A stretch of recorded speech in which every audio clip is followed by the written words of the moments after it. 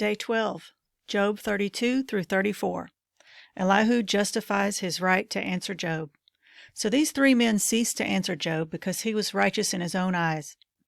Then was kindled the wrath of Elihu, the son of Barachel and the Buzite, and the kindred of Ram. Against Job was his wrath kindled because he justified himself rather than God. Also against his three friends was his wrath kindled because they had found no answer, and yet he had condemned Job. Now Elihu had waited till Job had spoken, because they were elder than he. When Elihu saw that there was no answer in the mouth of these three men, then his wrath was kindled. And Elihu the son of Barachel the Buzite answered and said, I am young, and ye are very old. Wherefore I was afraid, and durst not show you mine opinion. I said, days should speak, and multitude of years should teach wisdom.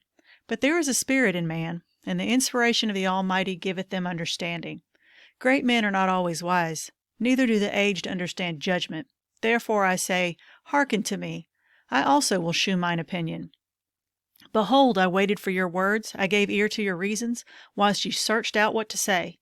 Yea, I attended unto you, and behold, there was none of you that convinced Job, or that answered his words. Lest ye should say, we have found out wisdom. God trusteth him down, not man. Now he hath not directed his words against me, neither will I answer him with your speeches. They were amazed, and they answered no more. They left off speaking. When I had waited, for they spake not, but stood still and answered no more, I said, I will answer also my part, and I will shew mine opinion. For I am full of matter, the spirit within me constraineth me. Behold, my belly is as wine which hath no vent. It is ready to burst like new bottles. I will speak, that I may be refreshed. I will open my lips and answer. Let me not, I pray you, accept any man's person, neither let me give flattering titles unto man, for I know not to give flattering titles. In so doing my Maker would soon take me away. Elihu reproves Job. Wherefore, Job, I pray thee, hear my speeches and hearken to all my words. Behold, now I have opened my mouth, my tongue hath spoken in my mouth. My words shall be of the uprightness of my heart, and my lips shall utter knowledge clearly. The Spirit of God hath made me, and the breath of the Almighty hath given me life. If thou canst answer me, set thy words in order before me. Stand up. Behold, I am according to thy wish in God's stead, and also am formed out of the clay. Behold, my terror shall not make thee afraid, neither shall my hand be heavy upon thee. Surely thou hast spoken in mine hearing, and I have heard the voice of thy words, saying, I am clean without transgression, I am innocent, neither is there iniquity in me. Behold, he findeth occasions against me, he counteth me for his enemy. He putteth my feet in the stocks, he marketh all my paths. Behold, in this thou art not just. I will answer thee, that God is greater than man. Why dost thou strive against him? For he giveth not account of any of his matters. For God speaketh once, yea, twice, yet man perceiveth it not. In a dream, in a vision of the night, when deep sleep falleth upon me, in slumberings upon the bed, then he openeth the ears of men, and sealeth their instruction, that he may withdraw man from his purpose, and hide pride from man. He keepeth back his soul from the pit, and his life from perishing by the sword. He is chastened also with pain upon his bed, and the multitude of his bones with strong pain, so that his life abhorreth bread, and his soul dainty meat. His flesh is consumed away that it cannot be seen, and his bones that were not seen stick out. Yea, his soul draweth near unto the grave, and his life to the destroyers. If there be a messenger with him, an interpreter, one among 1,000, to shew unto man his uprightness, then is gracious unto him, and saith, Deliver him from going down to the pit. I have found a ransom. His flesh shall be fresher than a child's. He shall return to the days of his youth. He shall pray unto God, and he will be favorable unto him. And he shall see his face with joy, for he will render unto man his righteousness. He looketh upon men, and if any say, I have sinned, and perverted that which was right, and it profited me not, he will deliver his soul from going into the pit, and his life shall see the light. Lo, all these things worketh God oftentimes with man, to bring back his soul from the pit, to be enlightened with the light of the living. Mark well, O Job, hearken unto me, hold thy peace, and I will speak.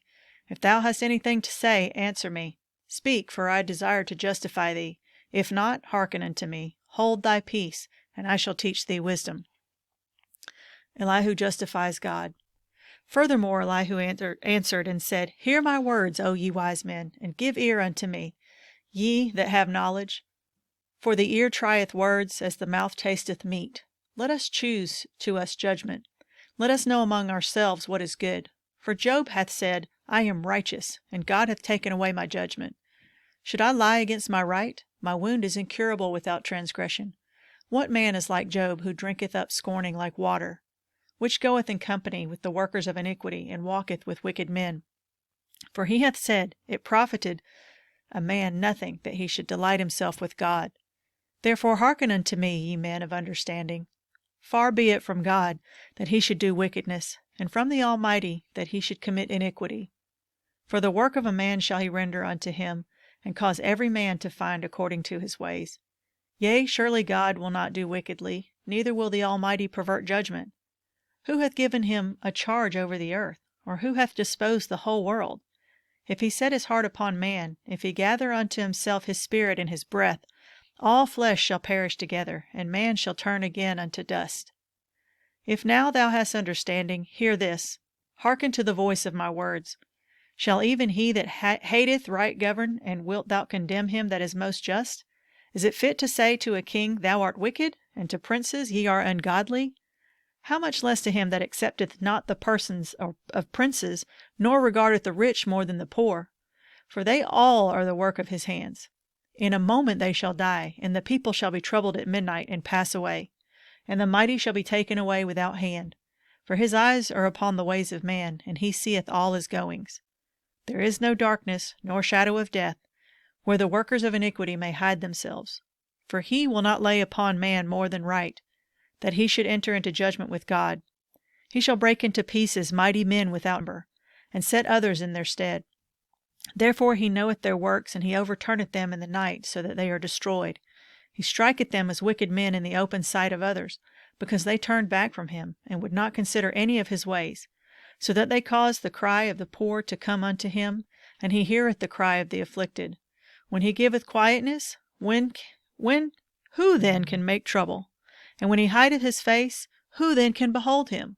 Whether it be done against a nation or against a man only, that the hypocrite reign not, lest the people be ensnared.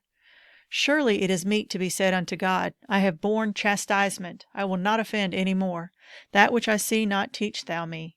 If I have done iniquity, I will do no more. Should it be according to thy mind? He will recompense it, whether thou refuse or whether thou choose, and not I. Therefore speak what thou knowest. Let men of understanding tell me, and let a wise man hearken unto me. Job hath spoken without knowledge, and his words were without wisdom. My desire is that Job may be tried unto the end because of his answers for wicked men.